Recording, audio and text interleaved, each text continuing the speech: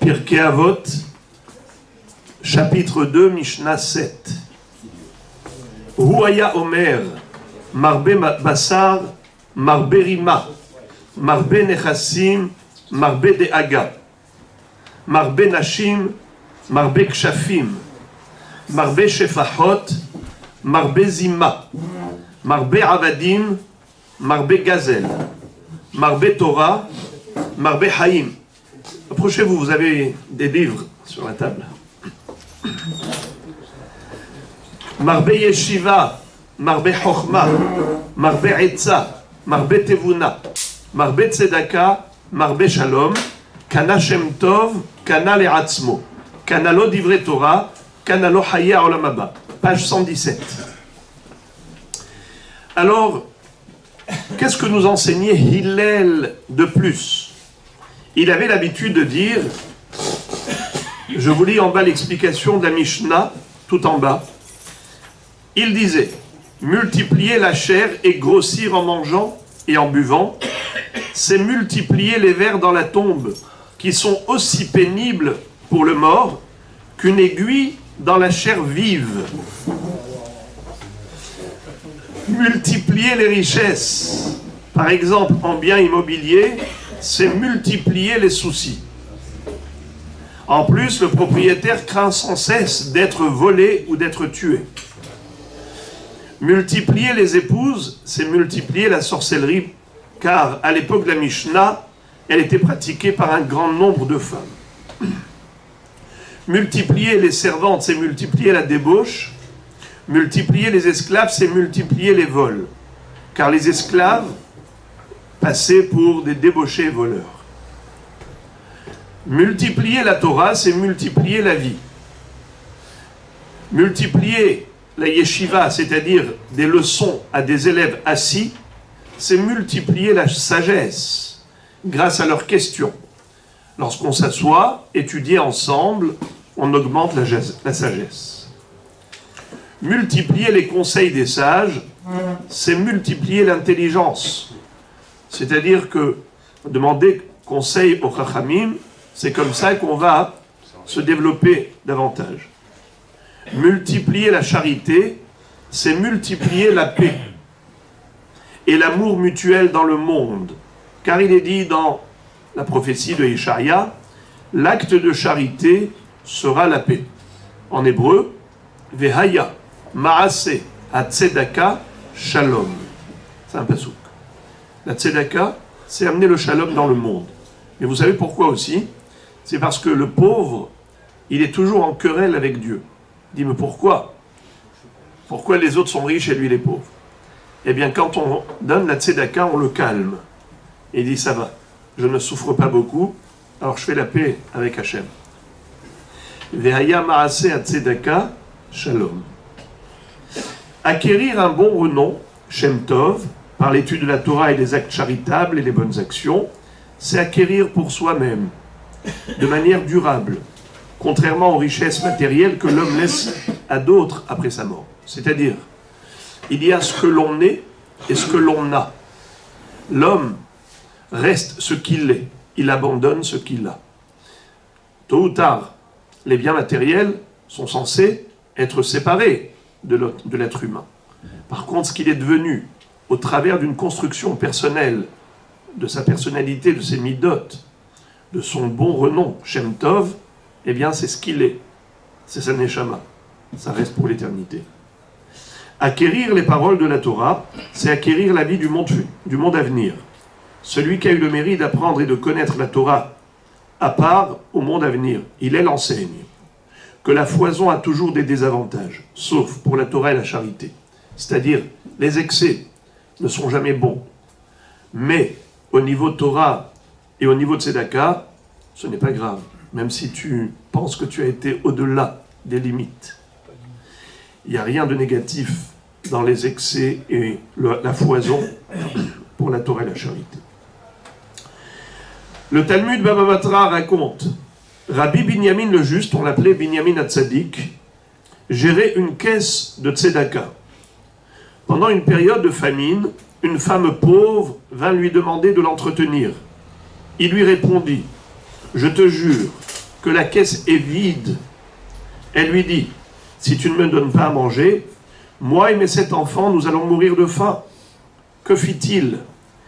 Il est nourri de ses propres deniers. Quelques jours plus tard, il tomba gravement malade. Les malachim dans le ciel, les anges du service se présentèrent devant Hachem et lui dirent, Maître de l'univers, tu as déclaré que sauver une vie revient à sauver un monde entier. Binyamin, le juste, qui a sauvé la vie d'une femme et de ses 7 enfants, mourrait-il prématurément? Aussitôt, on déchira le décret céleste et on lui ajouta 22 années de vie.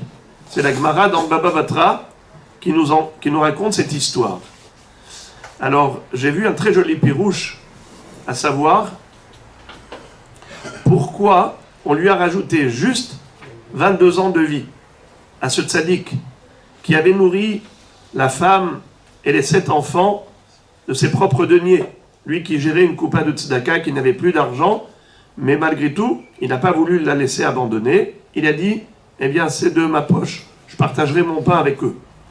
Pourquoi, quand il est tombé malade et qu'il devait mourir, il a mérité une longévité, un rajout de 22 années de vie. Pourquoi spécialement 22 ans? 7 enfants, 3 fois 7, 21, et la maman, 22 ans. Donc 22 ans, ils y sont. Et pourquoi 3 fois 7? Parce que peut-être il y avait un coefficient qui permettait, comme tu as sauvé des enfants, tu mérites de sauver plusieurs vies à la fois. Je ne suis pas sûr, mais c'est ce qui correspond à peu près à ce que j'ai dit. C'est une question.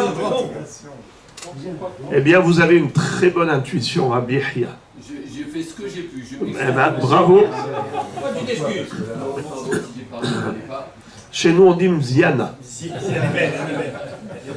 Alors, excellent. Il y a plusieurs Pérouchim. Pourquoi on lui a rajouté Bédiouk 22 ans? On va commencer par le plus facile. C'est que 22 ans, ça correspond aux 22 lettres de l'alphabet hébraïque. On a 22 lettres dans l'alphabet hébraïque. Quelqu'un qui accomplit la tzedaka, c'est comme s'il accomplit toute la Torah qui est constituée de 22 lettres. Donc 22 ans. Autre pirouche, c'est que vous savez que la mitzvah de procréation, elle consiste à avoir au minimum un garçon et une fille. Un fils et une fille. C'est la mitzvah de Peria Verivia. Pérou, Urvu. Eux, ils étaient déjà 8. Les 7 enfants, s'ils devaient avoir des enfants, au minimum, c'était un garçon et une fille. Donc si 7 enfants, chacun a 2 enfants, ça fait combien? 7 fois 2, 14. 14 et 8 qu'ils étaient, ça fait 22. Et pourquoi est-ce que on lui donnerait le zéchout d'avoir sauvé 22 nefashot, comme s'il avait sauvé 22 âmes? C'est parce qu'en effet, il est dit à propos de Hevel, lorsqu'il a été tué par Caïn, Hachem va faire le reproche à Caïn en disant, le sang de Hevel hurle de la terre, mais pas seulement le sien. Damo, Vedam Zarayotam, et sa descendance, le sang de sa descendance. Ça veut dire, en le tuant à Hevel, tu as empêché à ce Hevel d'avoir des enfants. Donc tu n'as pas tué que Hevel, mais son potentiel également. Alors, puisque la mitzvah d'avoir des enfants consiste à avoir au minimum 2, alors si on a puni Caïn parce qu'il a tué Hevel, et on lui dit tu n'as pas tué qu'un seul homme, mais tu as tué aussi sa descendance, à plus forte raison que pour la récompense, on va récompenser pour quelqu'un qui a sauvé une vie, pas seulement cette vie, mais également de ses descendants. Donc voilà comment on arrive à 22, c'est-à-dire les 8 plus les 14.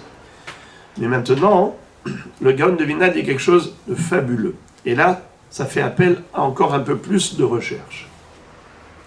La Gemara nous dit dans Maseret Baba Batra à propos de la Tzedaka. Hanoten peruta la'ani midbarer be'ahad esre brachot ve'hame faiso be'shiv'a asar brachot. Celui qui donne la tzedaka aux pauvres, il aura une bracha, il aura 11 bénédictions.